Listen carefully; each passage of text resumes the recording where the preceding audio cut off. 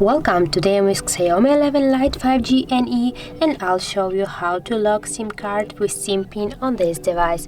So first you should go to settings and now just scroll down here to the passwords and security.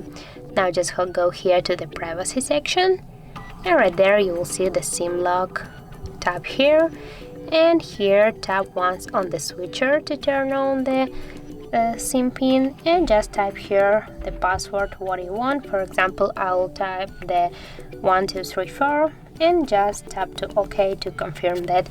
So as can you see, you locked your SIM card at the moment. If you want, you can also change the SIM pin by tapping here on this section and just type here your old SIM pin and then confirm with the new SIM pin. So that's it. If you found this video helpful, leave like, comment and subscribe our channel.